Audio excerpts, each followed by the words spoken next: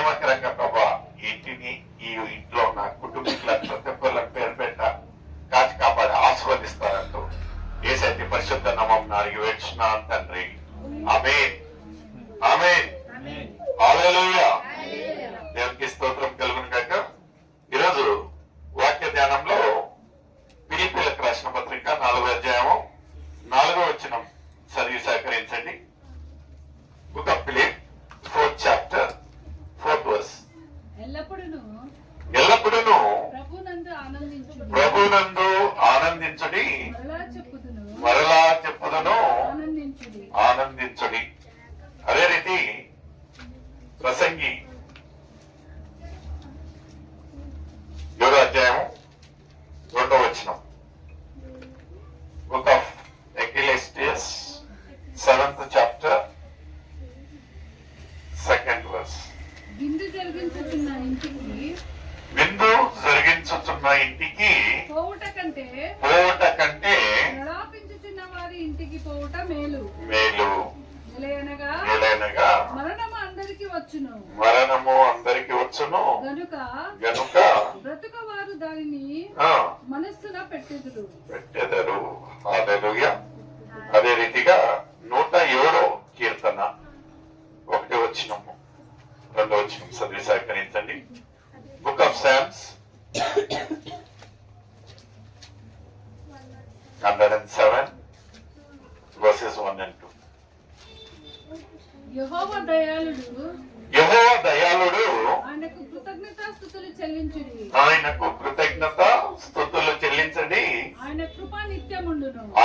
కృప నిత్యముండును. యెహోవా విమోచించిన వారు ఆ మాట పలుకుదురు గాక. విరోధుల చేతిలో నుండి ఆయన విమోచించిన వారు. హల్లెలూయా. ఇప్పుడు మనం ఒక 3 వచనాలను చదువుకున్నామండి. మొదటిది ఫిలిప్పీయులకు రాసిన పత్రిక 4వ అధ్యాయము 4వ వచనము, ఎల్లప్పుడూ దేవునిని స్తుతించుడి. రెండోదిగా ప్రసంగిలో 7వ అధ్యాయము 2వ వచనంలో ఏమంటా ఉంటున్నదంటే, విందు ఉన్న ఇంటి కంటే మరణించిన ఇంటికి వెళ్ళడము, ప్రలాపించే ఒక ఇంటిని దర్శించడము ఎంతో మేలుకరము. మూడవదిగా 107వ కీర్తన ఏమంటా ఉంటున్నాడంటే, దేవుడు దయాళుడు, ఆయన ఒక కృతజ్ఞతా స్తుతులు చెల్లించాలి. ఇప్పుడు నేను ఈ యొక్క మాట ఎందుకు చెప్పాల్సి వస్తా ఉంటున్నదంటే, ఈరోజు సుభాష్ని వాళ్ళ ఇంట్లో ప్రేరణంగా మనకు ఇంకా అందరికీ తెలిసిన ఒక విషయం ఏమంటున్నదంటే, ఈ యొక్క ఇండ్లు కట్టించి దాదాపుగా 1 సంవత్సరం అయిపోతా ఉంటున్నది. ఈ యొక్క జనవరి 27వ తేదీన ఇండ్లు ఓపెనింగ్ అయి ఉంటున్నది. దేవుని యొక్క కృప, దేవుని యొక్క ప్రేమ ద్వారా దేవుడు వాళ్లకు ఒక నూతనమైన ఒక ఇంటిని ప్రసాదించాడు. ఇంటి కట్టువారు ప్రయాసము వ్యర్థము కదండి. మనం అన్ని ఆలోచన చేస్తాం, కానీ ఇల్లు కట్టియాలంటే అది ఎవరికి కృపని? దేవునికి మాత్రమే సాధ్యము. నిజంగా ఈ మొట్టమొదటిగా rejoice in the lord always, again I say rejoice అంటే ఏమంటున్నదండి? ఫిలిప్పీయులకు రాసిన పత్రిక 4వ అధ్యాయం 4వ వచనము, ఎల్లప్పుడూ ప్రభువునందు ఆనందించుడి. మరలా చెప్తా ఉంటున్నాను, మీరు ఆనందించుడి. నిజంగా మొట్టమొదటిగా ఈ ఇండ్లు దేవుని యొక్క ప్రతిష్ట ద్వారా సంవత్సరం కాబోతా ఉంటున్నది. దేవునికి స్తోత్రం.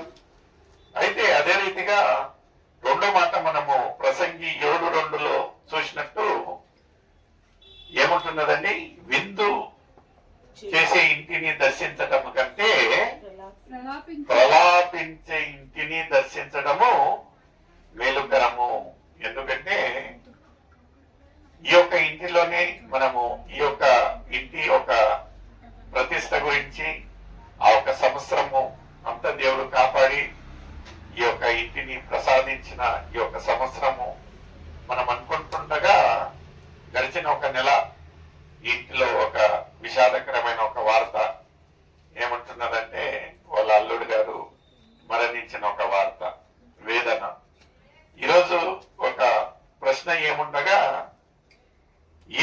చేసినను ఈ యొక్క ఇంట్లో ధ్యానం చేయాలి, వాక్యం చెప్పాలంటే ఏ ఒక్క విషయం గురించి మాట్లాడాలి? ఇంట్లో చేసిన మేలుల గురించి మాట్లాడాలా, లేకపోతే ఈ యొక్క నెల క్రిందట జరిగిన ఒక విషాద ఏంటంటే మరణం గురించి మాట్లాడాలన్నా అని అనుకుంటుండగా దేవుడు ఏమంటున్నాడంటే, దేవుడు మా ఒక స్నేహితునితోటి మాట్లాడుతూ నేను అదే అడిగాను. ఈరోజు మా అక్క వాళ్ళ ఇంట్లో ప్రేయర్ ఉంటున్నది, నాకు ఒక కన్ఫ్యూజన్, దేని విషయం నేను మాట్లాడాలి? సంతోషం గురించి మాట్లాడాలన్నా, దేవుడు చేసిన మేలుల గురించి మాట్లాడాలన్నా, లేకపోతే వాళ్ళు పొందుతున్న ఒక వేదన గురించి మాట్లాడాలన్నా అంటే ఆ ఒక వ్యక్తి చెప్పిన మాట ఏమంటున్నదంటే, దేవుడు ఎప్పటికీ మనల్ని వేధించడు, దేవుడు మనల్ని ఎప్పటికీ బాధ పెట్టడు. మనం ఈ యొక్క లోకంలో ఒక యాత్రికులం కనుక ఆ ఒక యాత్ర అనేది ప్రతి ఒక్క వ్యక్తులకు పలాని సమయం అనేది ఉంటున్నది. ఆ ఒక సమయం వచ్చినప్పుడు ప్రతి ఒక్కరు ఇంటి వాళ్ళే కాదు, యా ఇంటి వాళ్ళైనను, యా కుటుంబీకులైనను, యా స్నేహితులైనను వెళ్లాల్సి ఉంది. అందుకని మనం ఎప్పటికీ దేవుడు బాధకరంగా లేకపోతే మనకు వేదనిస్తా ఉంటున్నాడు అనేది ఎప్పటికీ మనం అనుకోకూడదు. అందుకని ఈ ఫిలిప్పీలు రాసిన పత్రికలో ఎల్లకాలము ఈ రోజు మనము నూతనంగా దేవుడు మనల్ని ఆస్వాదించాడు. ఎవరికి ఏని యొక్క ధన్యత 2025 లో మనం అడుగు పెట్టించడమంటే దేవుడు యొక్క కృప గనుక మనము సంతోషించాలి. దేవుడు యొక్క ప్రణాళిక మన పట్ల ఏముంటున్నారో మనకైతే తెలియదు, కానీ దేవుడు ఏమంటా ఉంటున్నాడంటే 2024లో నువ్వు ఏమైతే నా ఒక పని చేయలేక వెళ్ళావో 2025లో మరొక అవకాశం ఇస్తా ఉంటున్నాను. మీరు మీ యొక్క ప్రవర్తన, మీ యొక్క మనసులను నా వైపు త్రిప్పుడి అని దేవుడు మరొక అవకాశం మనకి ఇస్తా ఉంటున్నాడు. హల్లెలూయా. అదే రీతిగా ఈ యొక్క 107వ కీర్తన ఏమంటా ఉంటున్నాడంటే, దేవుడు ఎలాంటి ఒక దేవుడు అంటే దయాళుడు.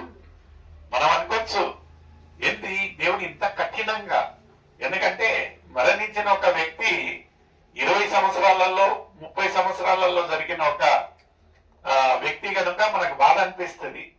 దేవుడు ఎందుకు ఇంత కఠినంగా ఉంటున్నాడు మా పట్ల?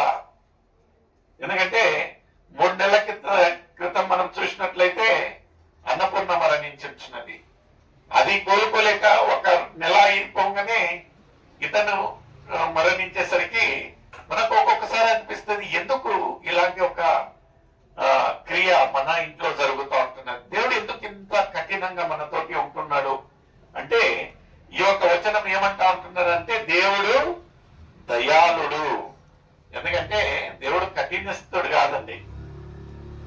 దేవుడు కఠినాన్ని ఒక్కసారి మనకు చూపించినట్లయితే మనం చేసిన అతిక్రమాలకు, మనం చేసిన ఆయాసకరమైన క్రియలకు దేవుడు ఎప్పుడో మనకు శిక్షించేవాడు.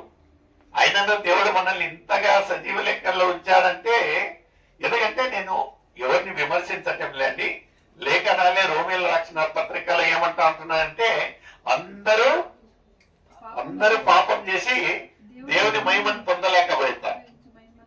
అందరూ అంటే నేను కను ఇక్కడ నేను నించొని ఇక్కడ మాట్లాడుతా ఉన్నానంటే నేను పెద్ద పరిశుద్ధుని కాదు. దేవుడు ఏమంటా ఉంటున్నాడంటే అందరూ ఏదో ఒక రీతిగా పాపం చేసి దేవుని మహిమను పొందలేకపోతా ఉంటున్నారంట. అయినను దేవుడు పాపులవాణిని ఎంచినను ఆయన ఒక కృపావరంతో మనల్ని ఇంతగా కాపాడంటే దేవుడికి స్తోత్రం కలిగిన. ఎందుకంటే ఎలాంటి ఒక సమస్యల నుంచి దేవుడు మనల్ని విమోచించినట్టు ఈ 2వ వచనం చెప్తా ఉంటున్నది. ఏమంటున్నదమ్మా? కీర్తనలో 107 2వ వచనంలో యెహోవా విమోచించిన వారు ఆ మాట పలుకుదురు గాక, విరోధుల చేతిలో నుండి ఆయన విమోచించిన వారును. నిజంగా విరోధుల చేతిలో మనము చూసినట్లయితే మనకు స్నేహితుల కంటే విరోధులు ఎక్కువ అండి.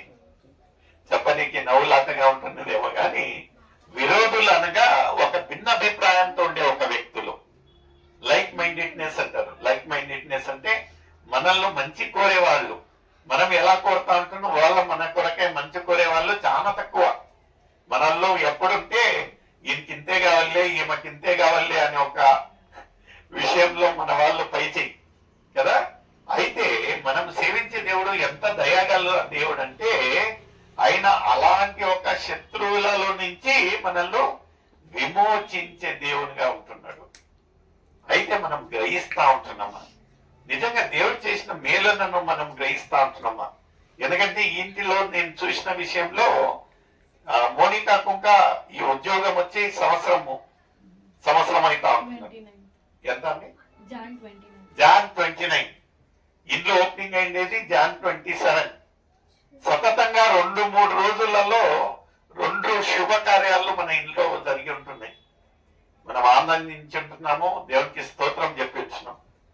అదే 2-3 రోజుల అవధిలో 2 సంతోషకరమైన వార్తలు చూసినట్లయితే 3 నెలల అవధిలో 2 విషాదకరమైన వార్తలు ఉంటున్నాయి. అయితే మనం ఎప్పుడైనా దేవుడు చేసిన మేలుల గురించి చెప్పుకుంటా ఉన్నామండి? లేదు కదా. అయితే దేవుడు చేసిన ఒక కీడు గురించి, దేవుడు కీడు చేయడు, ఆయనను ఆ ఒక లోటును మాత్రం మనం ఎన్ని మందిరి కాడ ఎత్తి చూపిస్తామండి. దేవుడు ఎందుకు ఇట్ట చేసిండు మా ఒక కుటుంబానికి? ఎప్పుడన్నా చెప్పారా ఇది 27వ తారీఖు నా ఓపెనింగ్, 29వ తారీఖు నాకు పని వచ్చిందని చెప్పారండి? అరే మొన్ననే అక్టోబర్లో అన్నపూర్ణను పోగొట్టుకున్నాం, మళ్ళీ డిసెంబర్లో ఎన్ని మందిరికి చెప్పింటామో కదా.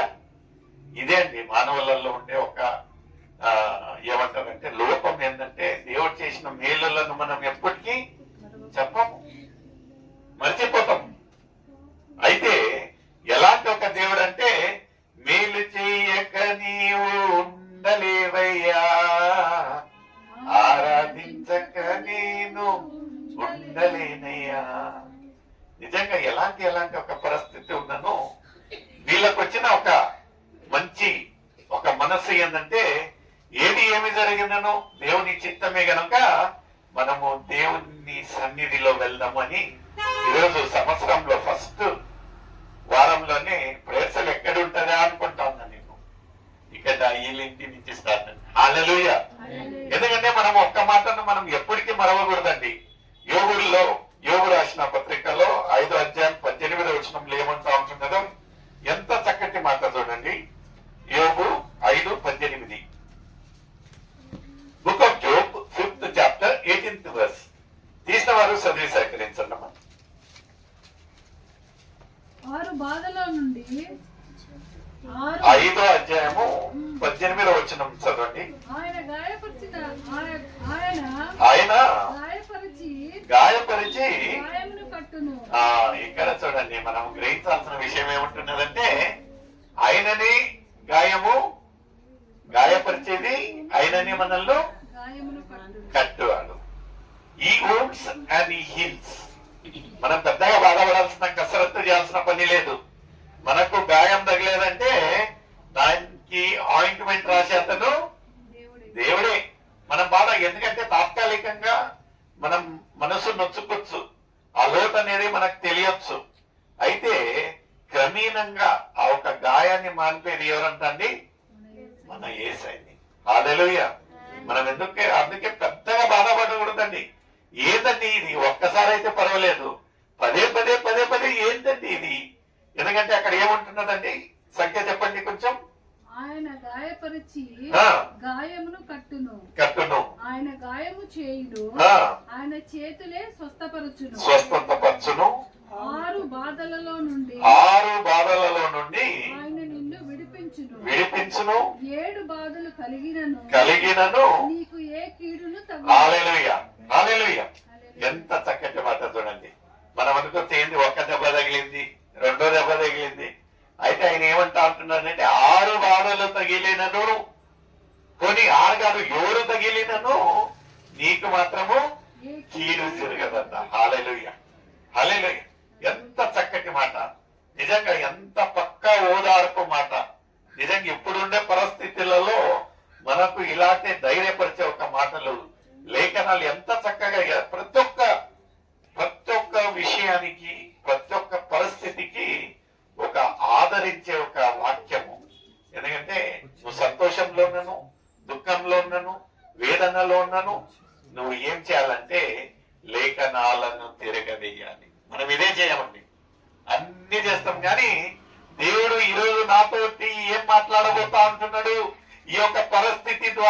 ఏమి నేర్చుకోవాలి? ఈ యొక్క పరిస్థితి